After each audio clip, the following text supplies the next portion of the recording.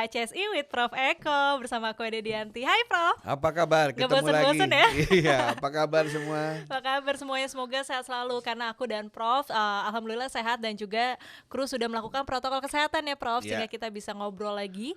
Dan kali ini adalah temanya tentang bagaimana menyimpan file di situs gratis apakah aman gitu. Karena kan kita tahu ya menyimpan file itu di digital sekarang itu menjadi hal yang lagi tren juga dan juga pastinya menghemat tempat penyimpanannya seperti hard disk ataupun juga flash disk. Tapi ada juga masalahnya karena selalu ada problem di sini dan kita akan mencari solusi bersama Prof Eko. Apakah aman, Prof?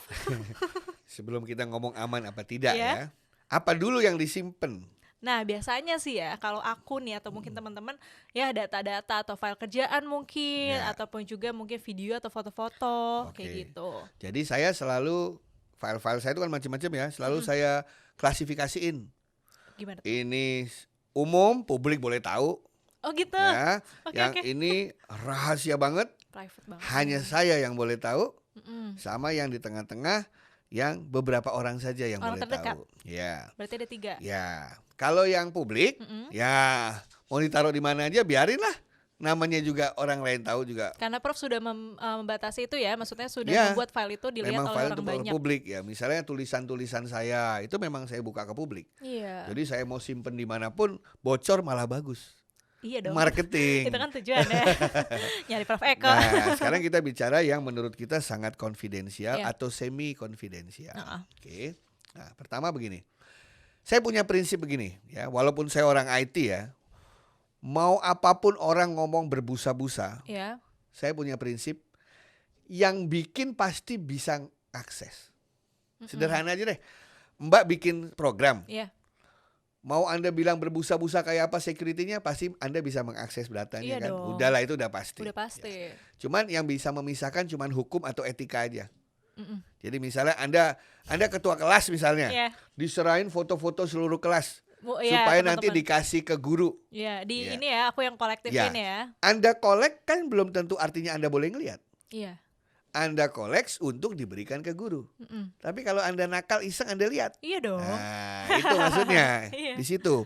Jadi pasti Anda bisa. Masalah Anda mau atau tidak itu masalah etika Anda atau Anda berani melawan hukum atau tidak. Itu prinsip saya. Jadi saya balik.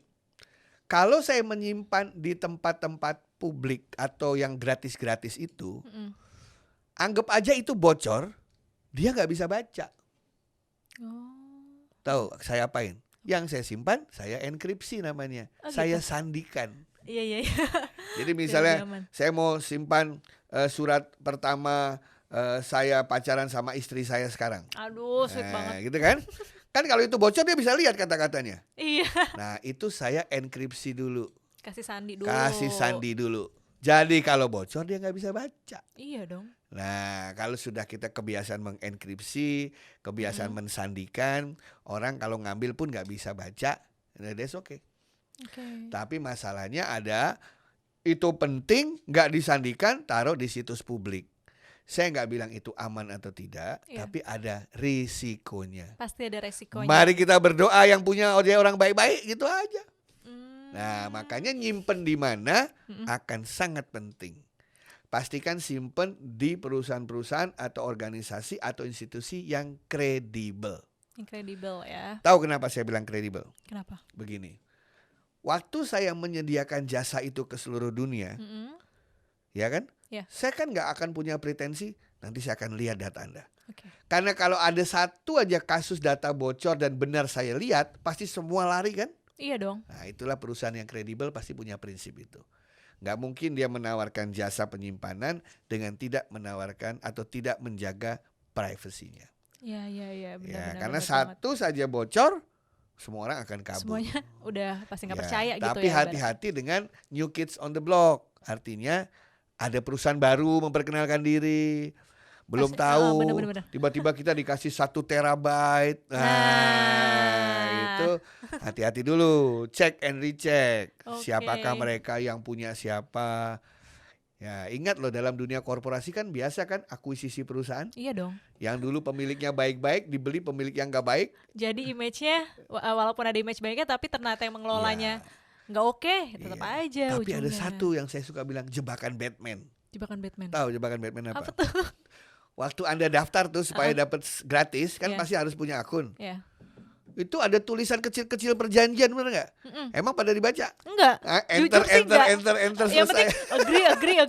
agree aja udah, accept agree. Padahal di dalamnya ada tulisan, kami bisa menyimpannya, kami bisa membacanya, Oh. kami bisa menyebarkannya. Pernah Anda lihat misalnya ada yang kayak gitu? Enggak. Nah, ada perusahaan yang jahat, jebakan Batman, dia tahu kita nggak akan baca. Udah tahu pola orang-orang nggak akan baca persyaratan yang Ya. panjang itu, jadi pasti langsung pencetnya di bawah aja accept. Nah, di negara-negara Eropa di sekolah-sekolah mulai dari SD SMP itu mulai diajarkan itu. Oh iya Prof? Anak-anak setiap kali ada agreement license itu dibaca. Harus baca per poin ya. Nah, sama kayak kita kalau beli produk ada manualnya nggak pernah kita baca Itu kan. jadi malu. Nah, itu namanya bagian dari literasi. Makanya kita Ya, harus baca. Sebenarnya dari baca. kecil kita harus baca. Masalahnya bahasa Inggris. Nah, Nah, itu loh. dia, ada yang ngerti, ada yang enggak, ya Makanya makanya kan ada lewatin aja. translator. Oke, itu Gitu. berarti nggak cuma kita pengen cepet aja, sebenarnya dari tadi yang bahasa Inggris itu bisa, kalau misal oke bisa kita copy ya Prof ya. Ya, bisa. Lalu kita Hati-hati, masukin ke bisa. translate, jadi kita bisa baca dengan jelas sebenarnya apa aja peraturan yang diterapkan oleh penyimpanan gratis Iya, tersebut. istilahnya disclaimer ya, Iya, mana yang menjadi hak dia atau tidak. Kadang-kadang kita nggak tahu bahwa kita menyerahkan. Ingat nggak kadang-kadang kalau kita mau pakai credit card, Iya. ya kan ada yang bayar bulanan, ada yang bayar tahunan. Mm-mm. Terus ada tulisan kecil, kalau dalam setiap 1 tahun sudah habis, seminggu nggak ada kabar apa-apa, auto, iya kan? Teman-teman pasti pada rasain yang lagi nonton. Oh iya nih. Gitu. Itu sama seperti itulah analoginya. Oke. Ya, tapi intinya pertama, pilah-pilahlah file Anda. Mana yang penting, mana yang tidak. Mana yang harus disimpan secara Iya. online ya, Ya, penyimpanan kalau tersebut. yang penting, perlakukanlah itu sebagaimana sebuah file yang penting. Ya kan? Tadi itu simpan sendiri dengan baik, Yap. atau kalau mau pakai cloud Ya. ya karena mungkin lebih murah, lebih Betul, terjaga, iya dong. ya turutilah protokol keamanan kayak kita sekarang protokol kesehatan. Iya dong. Oh, berarti udah menjadi habitnya harus juga. jadi Jadi nggak habit. cuma ya kayak prokes, tapi ternyata penyimpanan data itu juga punya kebiasaan sendiri untuk menyimpan data secara privacy ya. Betul. Data-data yang memang penting dan yang tidak boleh dilihat orang lain. Termasuk perusahaan-perusahaan dan organisasi. Nah itu juga Prof, karena Ya. kan pasti perusahaan sama organisasi memegang data-data dari Betul. customer ataupun juga karyawannya. Perusahaan pasti punya policy kebijakannya. Iya. Mana yang boleh, mana yang tidak. Nah, banyak perusahaan sekarang itu belum membagi klasifikasi tadi. Iya. Mana yang publik, mana yang confidential, mana yang semi confidential atau lain sebagainya. Kalau itu belum dipisahkan, sulit kita menentukan mana ditaruh di mana. Tapi semakin penting file itu, perhatian kita juga pengelolaannya, manajemennya juga harus semakin baik. Oke, tapi banyak juga mungkin ya ada perusahaan atau organisasi yang masih belum menyadari itu. Iya. Oh, oke. Gitu. Nanti jadi- kita ngobrol-ngobrol kalau ada yang pengen ngobrol sama kita. Nah, makanya. Kapan-kapan bikin Iya dong. sama teman-teman dari organisasi. Jadi biar lebih tahu juga nih, Ya. udah sama praktisinya, jadi biar ngerti gimana cara mengelola filenya dengan baik. Apalagi kan itu mempertanggungjawabkan data banyak orang ya Prof ya. Ya. Dan banyak orang nyimpen file tapi jarang ngapus. Nah, kalau udah nggak pakai apalagi ya Prof ya? Nah, itu pertanyaan bagus. Jadi misalnya saya naruh file penting selama 1 tahun. Iya. Saya beli storage. Iya. Terus saya nggak melanjutkan. Kan saya nggak bisa akses. Pertanyaan saya, datanya masih kesimpan nggak? Masih. Itu adanya di perjanjian yang depan tadi. Oh, Bahwa kalau Anda tidak memperpanjang, maka kami akan Mengambil. mendestroy. oke. Tapi ada yang disimpan. Kenapa? Siapa tahu Anda balik lagi nanti. Oh gitu. Nah, itu ada di perjanjian depan kalau Anda baca. Kita harus memahami. So kita harus memahami yang tadi. Iya. Jangan selalu men-skip rules atau agreement yang memang udah diberlakukan oleh penyimpanan gratis Iya. tersebut. Jangan takut bahasa Inggris, tinggal ditranslate aja. Ya, betul. So memang ya kemajuan media penyimpanan tuh sekarang udah tinggi banget. Betul, betul. Sudah tinggi dan banyak juga penggunanya, tapi kayak tadi Prof bilang harus hati-hati Ya. dalam memilih file tersebut. Iya. Oke, thank you banget nih Prof. Sama-sama. Aku dan teman-teman pasti udah nambah ilmu lagi, dan untuk teman-teman organisasi ataupun juga company, nanti mungkin kapan-kapan seru kali ya kalau misalnya kita ngobrol bareng untuk bahas ini. Ya, termasuk ada perusahaan-perusahaan yang sudah menerapkan good practices, bisa sharing ke teman-teman Yeay, yang seru lain. banget, nanti kita bisa undang kapan-kapan kali Iya. ya di ACSI with Prof Eko. Sampai jumpa teman-teman. Terima kasih.